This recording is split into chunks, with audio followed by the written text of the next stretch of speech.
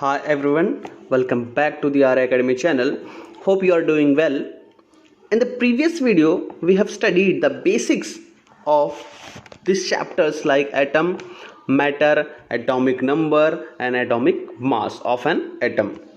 पिछले वीडियो में हमने चैप्टर्स के इंट्रोडक्शंस को भी देखा, कितने वैज्ञानिकों ने अपना योगदान दिया एलिमेंट्स की क्लासिफिकेशन के लिए, क्लासिफिकेशन क्यों इम्पोर्टेंट था ये हम देख चुके हैं. अगर आपने पार्ट 1 नहीं देखा तो सबसे पहले पार्ट 1 को देखें, लिंक नीचे डिस्क्रिप्शन में दिया है.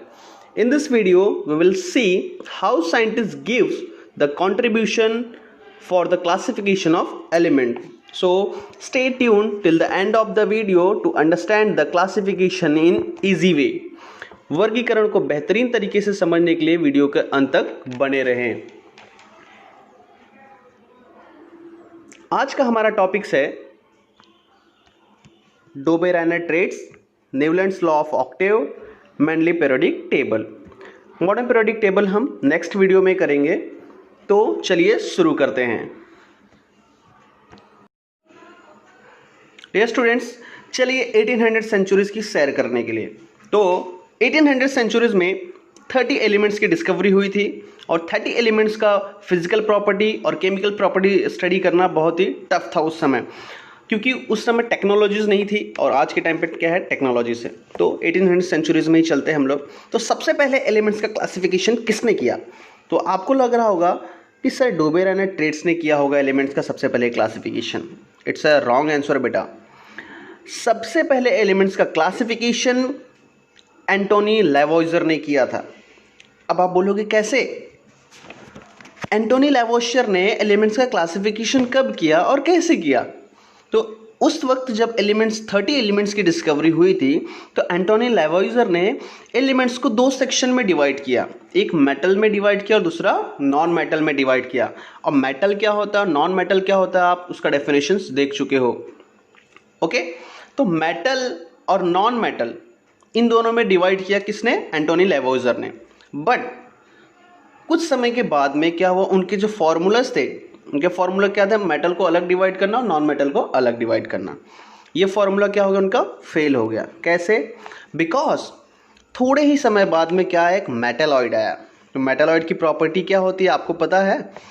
मेटलॉइड में दोनों की प्रॉपर्टी होती है, मेटल की भी प्रॉपर्टी होती है और नॉन मेटल की भी प्रॉपर्टी होती है.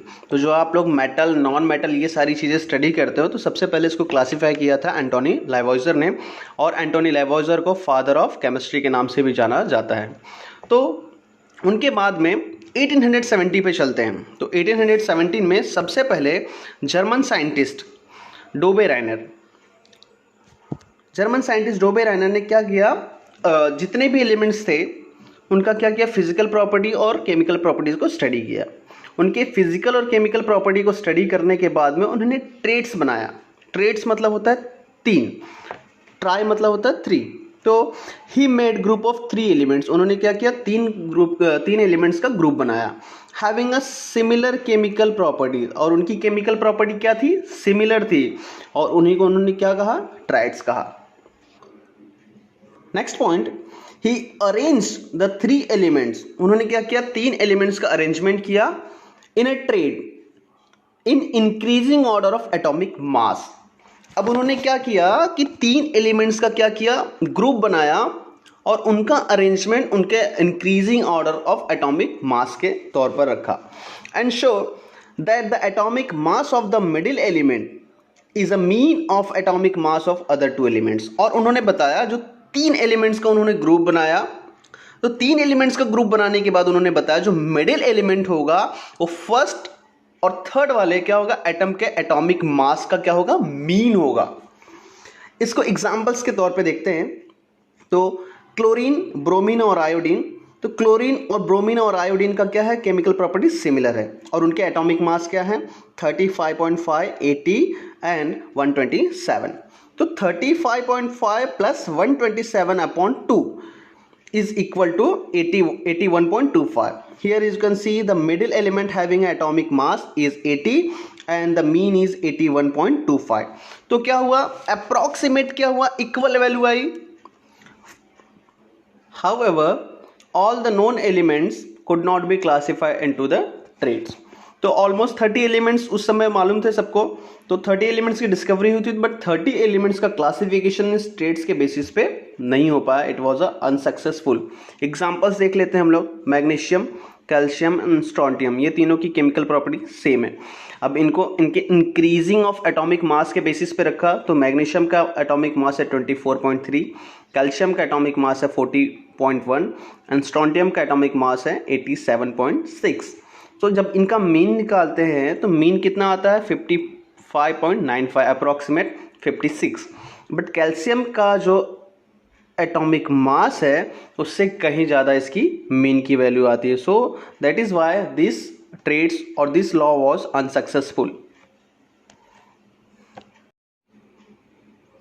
After the unsuccessful classification of Dobbe-Reinert traits, Newland started to classify all the elements known in the 1864. So in the 1864 only 62 elements were known. 1864 में सिर्फ और सिर्फ 60 एलिमेंट्स नोन थे उस वक्त. तो 62 एलिमेंट्स का उन्होंने क्या किया, क्लासिफिकेशन करना स्टार्ट किया. कौन से बेसिस पे उन्होंने क्लासिफिकेशन करना स्टार्ट किया ये भी देखते हैं. न्यूलैंड्स ने ऑलमोस्ट 62 एलिमेंट्स का फिजिकल प्रॉपर्टी और केमिकल प्रॉपर्टी स्टडी किया. दोनों की प्रॉपर्टी स्टडी करने के बाद में न्यूलैंड्स ने एटॉमिक मास को फर्स्ट प्रेफरेंस दिया और उन्होंने इन एटॉमिक मास के इंक्रीजिंग ऑर्डर में सभी एलिमेंट्स को रखना स्टार्ट कर दिया. This law was based on musical notes in which 8th note is similar to the first one. Example, सा रे ग म प ध नी, ये क्या है, एक संगीत के सुर हैं किसमें, हिंदी में, और उसको इंग्लिश में क्या है, डो रे मी फा सो ला ती. तो सा रे ग म प ध नी सा, अगेन सा आ रहा है, बट कौन से नंबर पे आ रहा है, 8th नंबर पे आ रहा है. तो सा फर्स्ट है, रे सेकंड है, ग थर्ड है, मा फोर्थ है, प फिफ्थ है, ध सिक्स्थ है, नी 7 है, अगेन सा आ रहा है, तो दैट इज 8th. तो उन्होंने उस बेसिस पे क्या किया, एक टेबल बनाया, और टेबल क्या था, 7/8 टेबल था, जिसको हम 7/8 टेबल बोलते हैं. 7 into 8 मतलब इसमें टोटल 56 बॉक्सेस थे. तो 56 बॉक्सेस में क्या किया उन्होंने, एलिमेंट्स का क्लासिफिकेशन करना स्टार्ट किया. और नेक्स्ट पॉइंट देखते हैं. He found that every 8th element had similar property to the first elements. अब उन्होंने जिस बेसिस पे उन्होंने बॉक्सेस को बनाया था, तो उन्होंने पाया कि जो फर्स्ट एलिमेंट्स है उसकी प्रॉपर्टी 8th एलिमेंट से क्या है, सिमिलर है. अगर हम एग्जांपल देखते हैं तो सोडियम और लिथियम की बात करते हैं. अगर हम सोडियम और लिथियम की बात करते हैं तो सोडियम क्या है और लिथियम क्या है, एक अल्कली मेटल है. दोनों की प्रॉपर्टी क्या है, सेम है. ओके. हाइड्रोजन, फ्लोरीन और क्लोरीन की बात करते हैं तो ये क्या है, इनकी प्रॉपर्टी सेम है. But in case of cobalt और निकेल, अगर हम कोबाल्ट और निकेल की बात करेंगे तो इनकी प्रॉपर्टी सेम नहीं है. कोबाल्ट और निकेल क्या है, मेटल है, बट इनकी प्रॉपर्टी हाइड्रोजन, क्लोरीन और फ्लोरीन से क्या है, सिमिलर नहीं है. अब बात करते हैं ब्रोमीन की. तो ब्रोमीन की प्रॉपर्टी तो सेम है फ्लोरीन और क्लोरीन से, बट इन सब की प्रॉपर्टी कोबाल्ट और निकेल से डिफरेंट है. That is why this law was unapplicable. और ये एप्लीकेबल कहाँ तक था, ओनली कैल्शियम तक था. स्टूडेंट, सबसे बड़ा रिवोल्यूशन तब आया जब मैनलिप ने एलिमेंट्स का क्लासिफिकेशन करना स्टार्ट किया. तो सबसे पहले हम उनके इंट्रोडक्शंस को देख लेते हैं, उसके बाद हम उनके एलिमेंट्स के क्लासिफिकेशन को देखेंगे, उसके बाद उनका पीरियोडिक टेबल्स देखेंगे. So Dmitri Mendeleev was a Russian chemist who lived from 1834 to 1907. He is considered to the most important contributor to the development of periodic table. His version of the periodic table organized elements into rows according to the atomic mass and into the columns based on the chemical and physical property. At that time of Mendeleev, only 63 elements were known. मैनलिप के time सिर्फ और सिर्फ 63 elements known थे, और उन्होंने इन 63 elements का classification कैसे किया, let us see. So the first point is he studied the fundamental properties of elements, namely atomic mass. अब उन्होंने क्या किया, एलिमेंट्स की फंडामेंटल प्रॉपर्टी स्टडी किया, और सबसे पहला उन्होंने प्रेफरेंस किसको दिया, एटॉमिक मास को as a standard. And started arranging 63 known elements, और उस समय जितने एलिमेंट्स नोन थे उनका क्लासिफिकेशन करना स्टार्ट किया. Come to the second point. Mendeleev organized the periodic table on the basis of the physical and chemical properties of the elements. Still, again, Mendeleev studied the physical and chemical properties of the elements, और दोनों की property study करने के बाद में उन्होंने atomic mass को standard माना, और स्टैंडर्ड मान के क्या किया उन्होंने 63 एलिमेंट्स का क्लासिफिकेशन करना स्टार्ट किया. Finally, Mendeleev stated the law, and the law was property of elements और periodic function of their atomic mass. मतलब जो भी उन्होंने एलिमेंट्स का क्लासिफिकेशन किया वो एटॉमिक मास के इंक्रीजिंग ऑर्डर में किया. क्यों? क्योंकि उन्होंने एटॉमिक मास को स्टैंडर्ड प्रेफरेंस किया था. तो हिंदी में उसको कैसे बोलेंगे? जो एलिमेंट्स के फिजिकल और केमिकल प्रॉपर्टीज है, फिजिकल प्रॉपर्टी को बोलते हैं भौतिक गुणधर्म और केमिकल प्रॉपर्टीज को बोलते हैं रासायनिक गुणधर्म. तो जो भौतिक तथा उनके रासायनिक गुणधर्म है उनके परमाणु भार के क्या होंगे? आवर्ती फलन होंगे. मतलब उनके परमाणु भार में क्या होगा उसी के आधार पर उनका क्लासिफिकेशन होगा.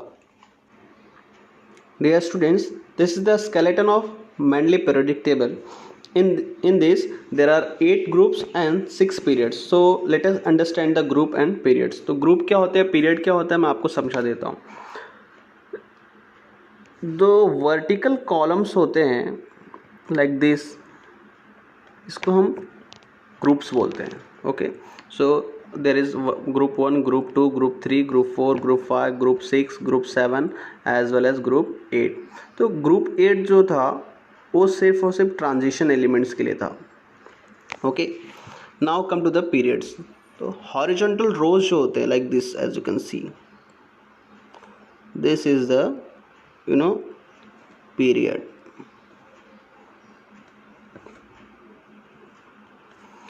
Each and every group are divided by A and B like this.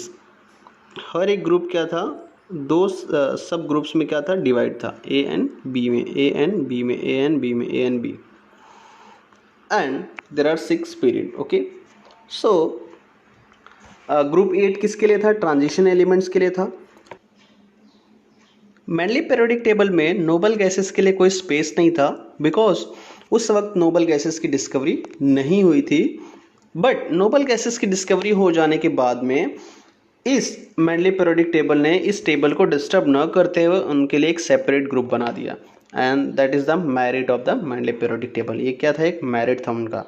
तो हम मेरिट्स और डीमेरिट्स को भी सबसे पढ़ लेते हैं, बट उसके पहले मैं आपको कुछ स्पेस दिखा देता हूँ. As you can see here, this was a vacant space. ये क्या था? एक वैकेंट स्पेस था. Okay, so let us understand the merits and demerits.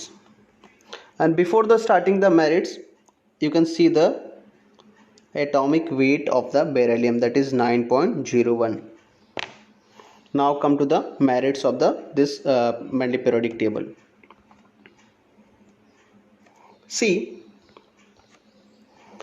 there are 3 merits of the Mendeleev periodic table. The first one is a atomic mass of beryllium. So atomic mass of beryllium. सबसे पहले अगर हम beryllium के atomic mass की बात करें तो Mendeleev की क्लासिफिकेशन से पहले सबका कंसिडरेशन था कि इसका जो मास होगा वो 14.09 होगा. बट Mendeleev ने इसका एक परफेक्ट प्रेडिक्शन किया और उन्होंने उसका मास बताया 9.40 या 9.01. Okay, now come to the second point. Mendeleev ने क्या किया? कुछ वैकेंट प्लेसेस को जगह दी, वहाँ पे कुछ खाली स्थान भी छोड़े, और वो खाली स्थान को उन्होंने नाम दिया एका बोरॉन, एका एल्युमिनियम और एका सिलिकॉन. उनके नेबरिंग जो एलिमेंट्स थे उनके नाम पे. Okay, as you can see here, if you see this one, this vacant places, तो उसको एका बोरॉन के नाम दिया for the reference of the boron. और जो 68 जो उन्होंने प्रिडिक्शन किया था एटॉमिक मास, वो एका एल्युमिनियम नाम दिया इस एलिमेंट्स के प्रिडिक्शंस के हिसाब से. अब बात करते हैं एका सिलिकॉन की. तो एका सिलिकॉन उन्होंने नाम किससे दिया? ये नेबरिंग जो एलिमेंट था सिलिकॉन, इसके बेसिस पे उन्होंने क्या दिया? एका सिलिकॉन नाम दिया. तो उसके बाद में कौन कौन से एलिमेंट्स थे जो इनके नाम पे डिस्कवर्ड हुए? तो एका बोरॉन की जगह पे आया था स्कैंडियम, जिनका एटॉमिक वेट 44 था, जो किसने बताया था? मेंडलिप ने। It was a correct. एक का एल्युमिनियम की जगह पे गैलियम आया जिसका एटॉमिक वेट था 68। एक का सिलिकॉन की जगह पे आया जर्मेनियम जिसका था एटॉमिक वेट 72। ओके, अब बात करते हैं नेक्स्ट पॉइंट की, no reserve places for noble gases. जैसा कि मैंने आप लोगों को बताया कि जो मेंडलिप पीरियोडिक टेबल था उसमें नोबल गैसेस के लिए कोई भी जगह स्पेस नहीं थी।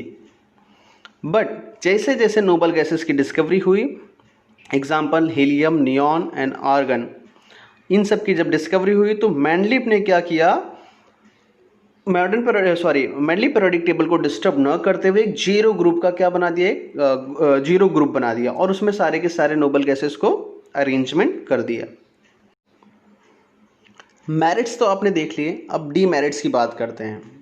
क्यों ये मेंडलिप पीरियोडिक टेबल अनसक्सेसफुल हुआ, क्यों इसको डिस्कार्ड कर दिया गया, क्या रीजंस थे, ये सारे के सारे हम डीमेरिट्स में पढ़ेंगे। तो मेजर 3 डीमेरिट्स थे, तो तीनों को देखते हैं हम लोग। सबसे पहले कोबाल्ट और निकल की बात करते हैं।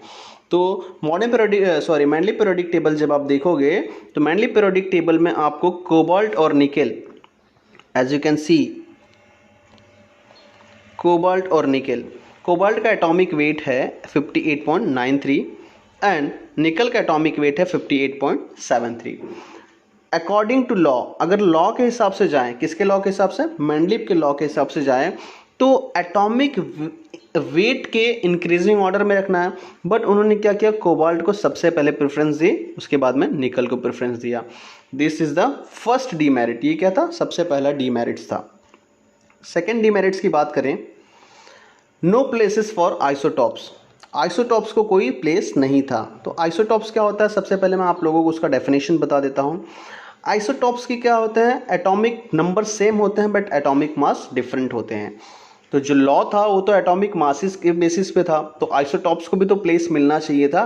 बट मेंडलिप के पीरियोडिक टेबल में कोई भी आइसोटॉप्स को प्लेस नहीं दिया गया था। तो आइसोटॉप्स का मैं आपको एक एग्जांपल दे देता हूँ, कार्बन 12 एंड कार्बन 14, ये क्या है? आइसोटॉप्स के एग्जाम्पल हैं। तो यहाँ पे मेंडलिप पीरियोडिक टेबल में आइसोटॉप्स की कोई भी प्लेसेस नहीं थे। थर्ड पॉइंट की बात करें, no fixed place for hydrogen. इस पीरियोडिक टेबल में हाइड्रोजन के लिए भी कोई फिक्स प्लेस नहीं था। वीडियो देखने के लिए आपका बहुत बहुत धन्यवाद। वीडियो को लाइक करें, कमेंट करें, शेयर करें और ऐसे एजुकेशनल वीडियो को देखने के लिए हमारे चैनल दे आर एकेडमी को सब्सक्राइब करें। नेक्स्ट पार्ट में हम लोग मॉडर्न पीरियोडिक टेबल देखेंगे। मॉडर्न पीरियोडिक टेबल किसने बनाया, कैसे बनाया और कौन कौन सी प्रॉपर्टीज़ को उन्होंने स्टडी किया, ये सारी चीज़ें हम देखेंगे। तब तक के लिए बने रहिए हमारे चैनल के साथ। God bless you.